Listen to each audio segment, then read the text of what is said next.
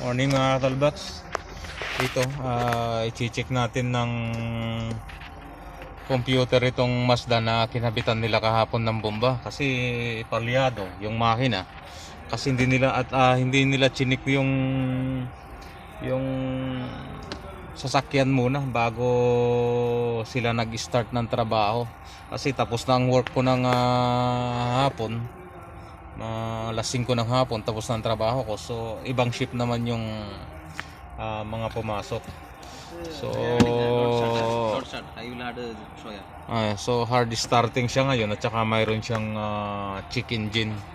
So i-check ko muna, chinik ko kanina yung langis ng makina, walang langis yung makina, so dinagdagan ko na lang pero mapalag yung makina niya. So i-check ko muna ng computer. Ito, gamit ko ngayong computer tong lunch na computer.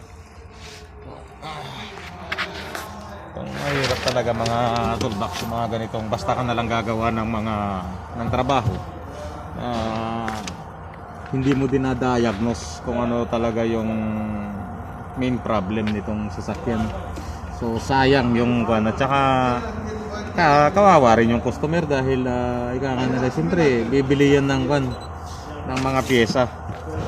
Kaya ng bomba ng gasolina, magkano yan? So dito around 1,800 to 2,000 plus, so 25,000 sa pera natin.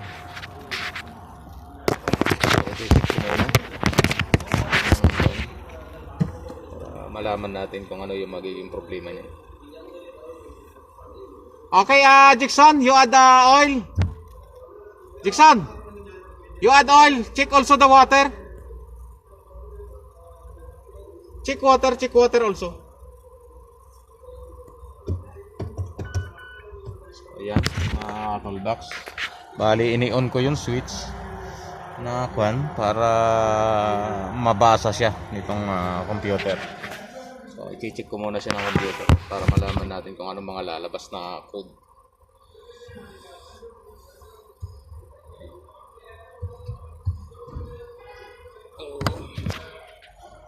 So, paano ba natin i-stop? Natin mapisto ng maayos ang computer. Papakita ko na lang sa inyo mamaya pag kung lumabas ng problema.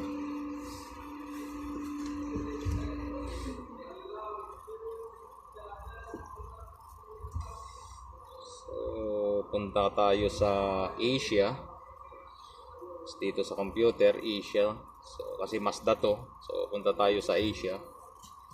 Tapos hanapin natin yung sasakyan na Mazda. Ayan, Mazda. So ngayon confirm mo.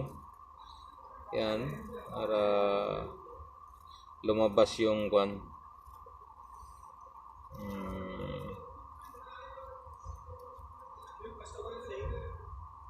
Customer is saying the problem was coming before only.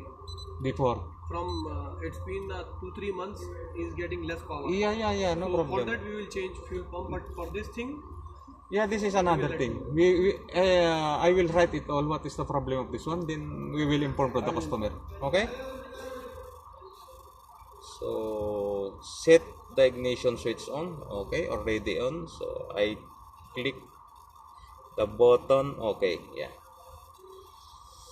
So yan mga katulbox, lalabas na yung automatically search at saka manual select. So punta tayo sa automatically search.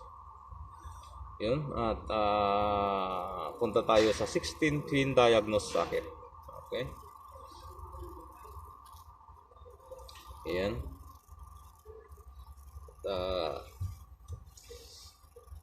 Ayun, lumabas na yung VIN number ng sasakyan at saka yung model niya, at saka lahat ng vehicle code. Yan, lumabas na siya. So i-okay muna siya para mabasa niya. Basahin nitong computer kung ano yung mga problema lahat. Then punta ka sa health report. Yan na, babasa na siya. So yan mga katulbox, ito, yan, binabasa niya na yung mga problema. Yan, kung sakali mamaya may pumula siya, pag may pumula, yung fault code na yan, Yan, kailangan nating i-verify kung ano talaga yan. Okay. So, yan, electrical parking brake sa transmission. So, yung park ng transmission, kaya hindi siya gaano nag-start. At saka power control module. Itong naging problema niya. So, may power control module na problema. Yan. Power control module. So, i-check natin yan kung ano ito. Ayan. Okay. Then, fuel type, diesel, electrical, fuel flex, alternative fuel, gasoline. Sa gasoline lang tayo pupunta para nasa normal diagnosing tayo. Then, rate the fault code. Yan. Key on, engine off. On demand self-test. Key on running. So, patay yung makina natin. Kaya dito tayo sa key on engine. Key on, tapos engine off. Okay, yan tayo. Okay. Ayan. Para malaman natin kung anong problema sa... So, ito ang binabasa, mga katolbox. Ang binasa niya is fuel rear system pressure. So, may problema sa system ng sa problema ng fuel system, mayroon siyang problema. Ito ay nandoon sa harapan ng sasakyan na itong fuel rail niya at mayroon din doon sa tangke. So dalawa ito. Pressure too low, kaya hard starting siya. Marami naman kasing pinanggagalingan ng hard starting. So lahat ito i-check natin na manual checking lahat sa lahat ng fuel line niya, sa lahat ng system. Okay, mga katolbox. At i-reset ko na muna ito. Ayan. And then, yes. Para natin. Yung adwater also. The oil level is good now. Yeah. Because we need to also the spark plug injector. Okay. So ayan, katolbox, ito si Jackson. Ayan. Sa India siya, taga India. Pero sa bayan niya, ang bayan niya sa India is sa Kerala. Ayan. So ayan, binasa niya na yung kwan ko. So naging normal na siya, no DTC na. No trouble code na siya. Ayan. So check natin, start yung car. Ayan. Post button kasi, ayan. Ayan, medyo palag pa siya. Pero umokay na siya. Umokay ng konti.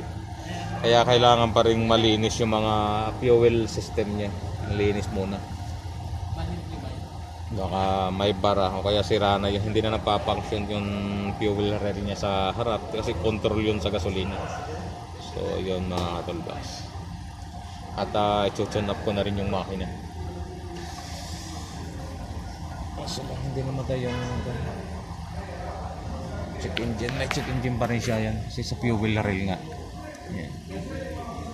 May check engine pa rin siya. Kaya kailangan talaga magpaklas. So sige na, mga katolbox. Okay, ganito na lang muna.